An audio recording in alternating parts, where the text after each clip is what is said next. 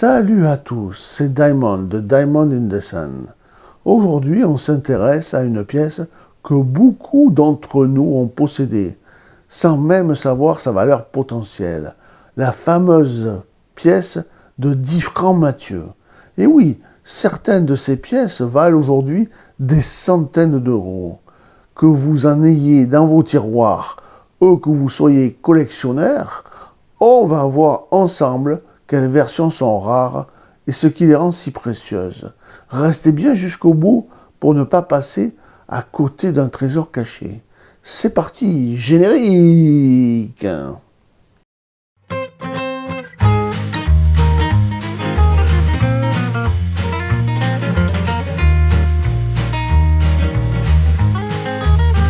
Caractéristiques. L'émetteur, c'est la France. La période 5e République, depuis 1958. Le type de pièce est une pièce courante. Les dates s'échelonnent de 1974 à 1987. La valeur était de 10 francs. La devise était le nouveau franc.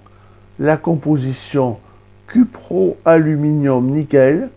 Cuivre à 920 millièmes, nickel à 60 millièmes et aluminium à 20 millièmes.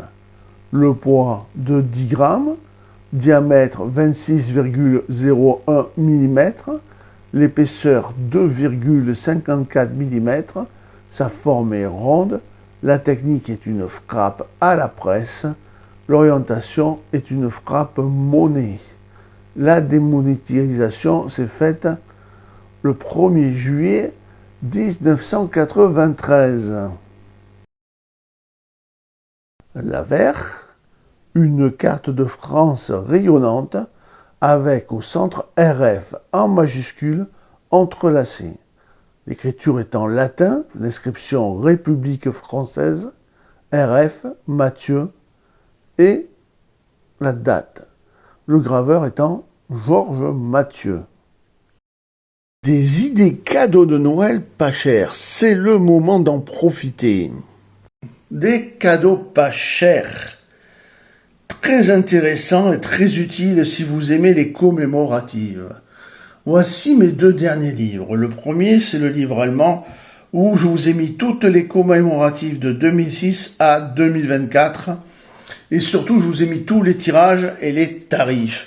Par exemple, 2006, vous avez la photographie de la pièce, la description de la pièce et surtout tous les tirages, que ce soit en UNC, en BU ou en BE, et ceci pour les 5 ateliers allemands. Pour le livre français, il est encore plus complet. Je vous y ai mis toutes les commémoratives de 2007 à fin 2024 avec tous les tarifs pour 2025. Une belle photo, une grosse description et tous les tirages et surtout les prix actuels des cotations qui ne vont pas varier au cours de l'année. Ce sont 2 très beaux cadeaux. Je vous conseille vivement d'aller voir ma page auteur et de jeter un œil sur ces livres.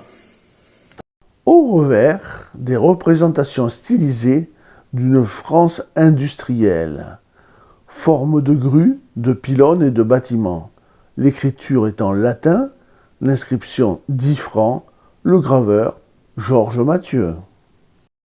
La tranche, en creux, branche de laurier, liberté, branche d'olivier, égalité, épi, fraternité. L'écriture est en latin, l'inscription liberté, égalité, fraternité. L'atelier monétaire, c'est la marque de l'atelier de la monnaie de Paris, la corne d'abondance.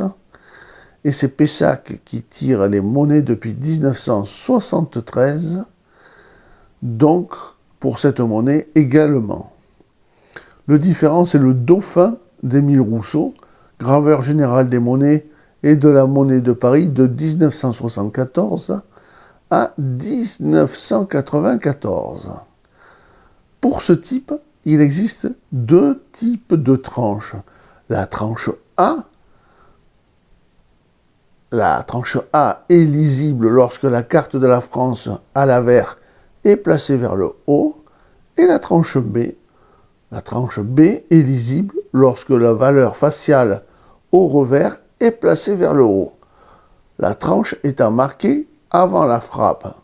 La répartition est aléatoire entre tranche A et tranche B, dans la circulation comme dans les essais ou comme dans les boîtes de fleurs de coin.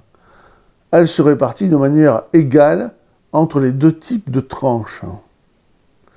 Pour résumer, la tranche A, la légende est à l'endroit, l'avers dirigé vers le haut, et la tranche B, la légende est à l'endroit, le revers est dirigé vers le haut. Passons maintenant à votre rubrique préférée, c'est-à-dire les tirages et tous les tarifs. On va regarder simplement les années les meilleures. Commençons déjà par des pièces étranges, car il y a eu plusieurs millésimes. On appelle ça des pieds forts en argent. Elles font 22,8 grammes pour un diamètre de 26 mm. Et sachez que si vous avez ce type de pièce, quel que soit le millésime, et ça vaut déjà 190 €. Intéressons-nous maintenant à un tirage excellent, c'est le tirage de 1974, mais avec le mot « essai ». Donc si vous avez cette pièce-là en fleur de coin, elle vaut 105 €. Mais regardez bien, il faut vraiment qu'il y ait le mot « essai ». Car s'il n'y a pas le mot « essai », toujours pour 1974, là, franchement, on va baisser, car de la fleur de coin à 105 €, on va passer seulement de la fleur de coin à 15 €. Aïe, aïe, aïe. Passons à l'année 1981.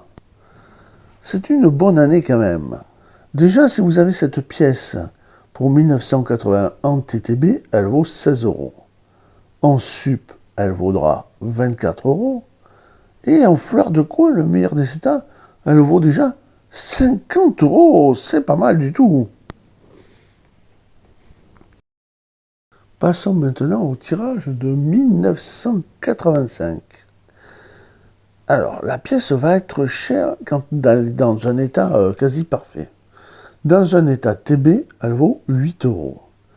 Dans un état TTB, elle vaut 16 €. Dans un état sup, elle vaut 35 €. Par contre, en fleur de coin, le meilleur des états, elle vaut 80 €. C'est pas mal. Et enfin, le meilleur millésime. Alors, le meilleur millésime, il se situe pour l'année 1983. Là, que du beau chiffre, que de la belle cotation. Si vous avez donc la pièce datée de 1983, vous êtes quasiment dans la meilleure année. À part celle où, évidemment, il y a le mot essai. En TTB, pour 1983, déjà la pièce vaut 20 €. À l'état sup, elle vaut 40 €. Et attention, en fleur de coin, le summum, elle vaut 100 €. Ça, c'est vraiment, vraiment bien. Et voilà, on a fait le tour de la pièce de 10 francs Mathieu et de ses secrets. Qui aurait cru qu'une simple pièce de notre enfance puisse valoir aujourd'hui plusieurs centaines d'euros? Alors, fouillez bien vos tiroirs et vos vieilles collections, car vous pourriez avoir un petit trésor dans les mains. Dites-moi en commentaire si vous avez trouvé des pièces rares et surtout, n'oubliez pas de vous abonner pour ne rien manquer des prochaines vidéos sur Diamond in the Sun. Merci d'avoir regardé et à bientôt pour de nouvelles découvertes.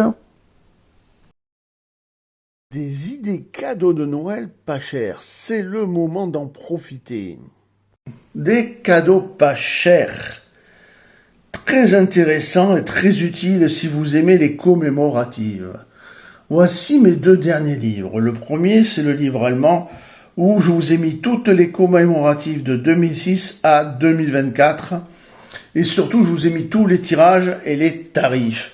Par exemple, 2006, vous avez la photographie de la pièce, la description de la pièce et surtout tous les tirages, que ce soit en UNC, en BU ou en BE, et ceci pour les 5 ateliers allemands. Pour le livre français, il est encore plus complet. Je vous y ai mis toutes les commémoratives de 2007 à fin 2024 avec tous les tarifs pour 2025. Une belle photo, une grosse description et tous les tirages et surtout les prix actuels des cotations qui ne vont pas varier au cours de l'année. Ce sont de très beaux cadeaux. Je vous conseille vivement d'aller voir ma page auteur et de jeter un œil sur ces livres. Pour ceux et celles qui aiment collectionner les livres pas chers et très intéressants et qui parlent bien évidemment des euros, je vous conseille ces 3 livres de la même collection. Vous y trouverez comment collectionner les euros français, espagnols et allemands avec tout ce que cela peut comporter, c'est-à-dire les pièces communes que vous trouverez dans votre portefeuille, mais aussi des pièces beaucoup plus rares, des commémoratives et même des euros fautés. Je pense que ces livres feront le bonheur de beaucoup de collectionneurs. Comme vous pouvez le voir, ils sont très complets. Il y a même les colorisés et les fautés. Mais attention, ces livres ne contiennent aucun tarif. C'est juste pour apprendre à collectionner les euros. Très beau cadeau. Pour ceux qui aiment la recherche des trésors, et surtout des trésors qui n'ont jamais été découverts, mais qui sont bien existants, je vous conseille un de ces 3 livres. Le tome 1, le tome 2 et le tome 3, voire même les 3. Je vous mets pour chaque tome des explications, sachant que je vous mets un département avec un trésor. Là, ce sera des départements qui commencent la France, le milieu et la fin de France. Donc, vous en avez un peu pour tout le monde. Mais, si vous êtes vraiment un acharné des trésors, je vous conseille mon dernier livre, Le Trésor des Templiers. Donc déjà, si vous êtes amoureux d'histoire, vous allez aimer ce livre, car je raconte beaucoup de choses sur les Templiers. Comment ils sont nés, comment ils ont été vaincus, comment ils ont prospéré. Et je vous dis aussi comment mon père avait découvert un trésor. Par contre, je vous dis là, dans ce livre, pour chaque département, je vous mets au minimum 2 trésors. Par exemple, pour le Morbihan, je vous dis la ville, je vous dis la légende du trésor, où se trouvait la commanderie, et exactement les indices pour chasser le trésor. Et je vous mets même des conseils pour que vous puissiez le trouver plus rapidement avec le matériel adéquat. On ne prospecte pas en forêt comme on prospecte dans un souterrain. C'est un livre fort intéressant. Je vous le conseille franchement, même je vous le conseille en ajout des 3 autres livres. Vraiment, ceux qui aiment la chasse au trésor, vous trouverez votre bonheur dans ces 4 livres.